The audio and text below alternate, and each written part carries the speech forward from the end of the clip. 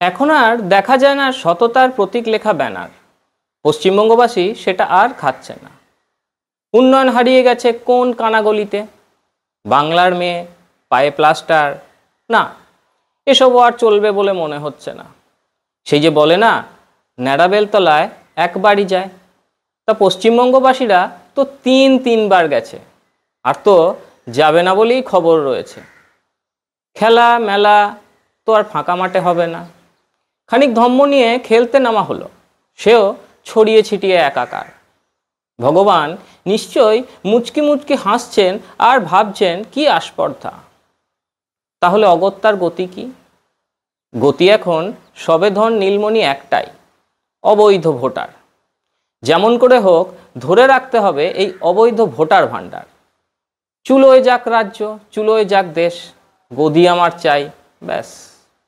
নেমে পড়লেন মাননীয়া তার নতুন খেলায়।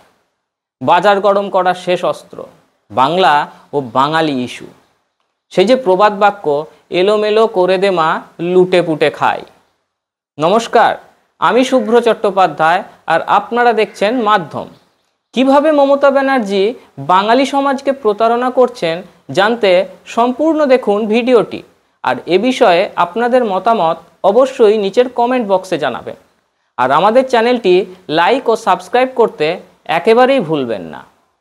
সামনে এসেছে বিজেপি নেতা অমিত মালব্যর এক্স হ্যান্ডেলের পোস্ট।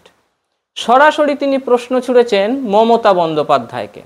বাঙালি বাঙালি করে রাজ্য জুড়ে আন্দোলন করছেন তিনি, অথচ তাঁর সরকার পরিচালনায় বাঙালিদের ভূমিকা কোথায়? অমিত মালব্য মনে করিয়ে দিয়েছেন এটাই সেই মোদী সরকার যারা বাংলাকে শাস্ত্রীয় ভাষার মর্যাদা দিয়েছে। এই রাজ্যে দুই শাসক দল, 34 বছরের কমিউনিস্ট পার্টি এবং বিগত 14 বছরের তৃণমূল কংগ্রেস।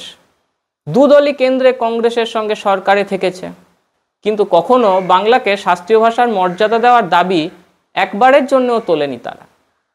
এবার দেখা যাক মমতা বন্দ্যোপাধ্যায় দলের সাংসদদের এক তালিকা, কাদেরকে মাননীয়া পাঠিয়েছেন সংসদে। কতগুলো নাম আমি বলছি: কীর্তি আজাদ, ইউসুফ পাঠান, শত্রুঘ্ন সিনহা, সাকেত গোখলে। কে তাঁরা?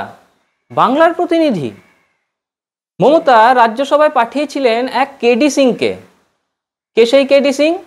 যে খুলেছিল অ্যালকেমিস্ট নামের এক ভুয়ো সংস্থা, যেখানে টাকা খুইয়েছেন লক্ষ লক্ষ বাঙালি। এর কি কোনো জবাব আছে মাননীয়ার কাছে? এবার ফিরে দেখি কীর্তি আজাদের কীর্তিকলাপ। কীর্তি আজাদের বাবা ছিলেন বিহারের কংগ্রেসী মুখ্যমন্ত্রী ভাগবত ঝা আজাদ। এই ভাগবত ঝা আজাদের বিরুদ্ধে রয়েছে বিহার থেকে বাঙালি তাড়ানোর মতো মারাত্মক অভিযোগ। এবার দেখা যাক মমতা ব্যানার্জির বিশ্বস্ত আমলাদের তালিকা, যারা আসলে এই রাজ্য প্রশাসনটাকে চালান। প্রথমেই আসবে 3টে নাম: মনোজ পন্থ, রাজীব কুমার, মনোজ ভার্মা। তারা কেউই বাঙালি নন। মাঝে মধ্যে দুর্নীতি কিংবা অন্যান্য ইস্যুতে মমতা বন্দ্যোপাধ্যায়কে ছুটতে হয় সুপ্রিম কোর্টে। সেখানেও তিনি কোনো বাঙালি আইনজীবী রাখেন না। মমতা সরকারকে ডিফেন্ড করতে দাঁড়ান অভিষেক মনু সিংভি ও কপিল সিব্বাল। অন্যদিকে একবার দেখা যাক কেন্দ্রের মোদী সরকারের ভূমিকা। কিভাবে বাঙালিদের উচ্চ আসনে বসাচ্ছেন তারা। নেতাজি সুভাষচন্দ্র বসুর মূর্তি দিল্লির কর্তব্য পথে স্থাপন করেছে মোদী সরকার। এ এক অনন্য সম্মান। এবার জেনে নিন কতগুলো নাম, কিভাবে বাংলার বাইরেও বাংলার সন্তানদের দেওয়া হচ্ছে উচ্চতম দায়িত্ব। ভুবনেশ্বর এইমসের ডিরেক্টর কে জানেন? একজন বাঙালি, আশুতোষ বিশ্বাস। গোরক্ষপুর এইমসের ডিরেক্টরের নাম Bibha Dutta. Geological survey of ইন্ডিয়ার ডিরেক্টর অসিত সাহা। আইআইএম কোঝিকোডের ডিরেক্টরের নাম দেবাশিস চ্যাটার্জি।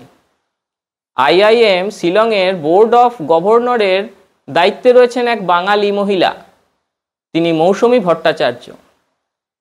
আইআইএম উদয়পুরের ডিরেক্টরের পদে রয়েছেন অশোক ব্যানার্জি। সেলের প্রথম মহিলা সিইও সোমা মণ্ডল, একজন বাঙালি।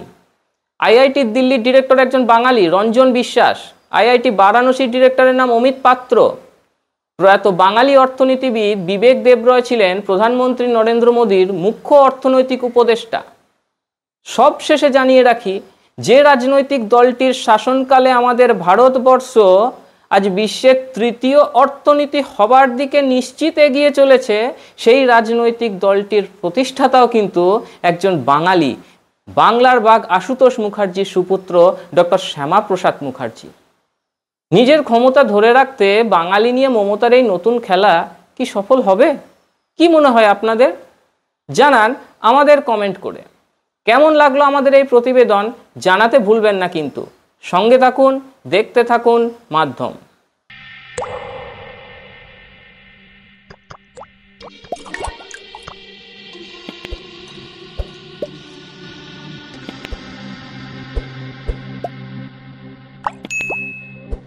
Goa's transformation is more than just development. It's about progress and a brighter future for all. Bridges that unite aspirations, highways that bring communities closer, world-class airports welcoming opportunities. From modern infrastructure to seamless connectivity, Goa is on the fast track to grow.